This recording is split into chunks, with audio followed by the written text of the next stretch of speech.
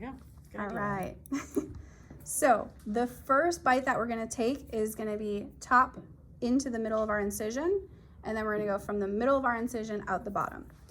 With our non-dominant hand, we're using our forceps to grab, and you can kind of roll this skin back a little bit, and then you're going to take your bite in through the skin and out through the middle. And remember, you're not touching your needle with your hands, so you pull it through. You got a really long suture tail at the beginning here, and you want that tail to pull all the way through until it's just maybe an inch at the end there. And if you don't do this part, you're gonna get all tangled up and you'll have a big knot. So pull through there. And now we're gonna take the bite on the bottom side here. So you're going through your subcutaneous and then out of your skin on the top. Again, grabbing and pulling all the way through here until your sutures all the way through. And with that, you want to make sure your bites are a little bit away from the middle here. That was a big issue the last period was having, was if you bite too close to the middle, the suture is gonna pull through and then it'll rip right through the skin. So good sized bites there.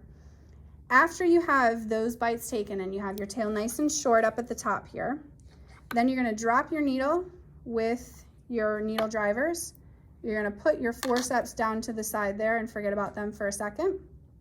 And then in your non-dominant hand, you're gonna grab the end of this suture here that has the needle attached to it. And the first knot that we're going to do, we're going to wrap around our needle drivers. So your needle drivers go right in the middle of your incision here, and then you do one loop around, and while it still is looped, you're gonna open up those needle drivers, grab onto your tail at the top and click, and then you're going to move your hands in such a way that the top part, the top tail here, is gonna come down to the bottom, and the bottom part's gonna go up to the top. And that's what your first throw of your knot is going to look like. And we're gonna do that a total of 5 times. So that was 1. We come back to the middle with our needle drivers, and now we're wrapping over towards the middle, grabbing our tail, doing our second knot there, back to the middle, loop around. You can see how your hand starts switching every time that you're making a throw. Your top hand and your bottom hand are switching. Back to the middle, loop down, grab your tail, pull it through. And that was 4, so this is 1 more time. We're gonna make this throw, grab, pull through, and that is your first suture.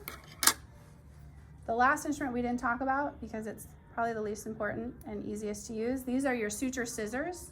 The only thing you're gonna do with these is you're going to use those to cut your suture tails here. So you're gonna cut both of those, and that's your simple interrupted.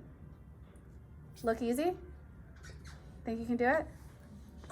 All right, let's see it. You guys can get to practicing, and then we'll reconvene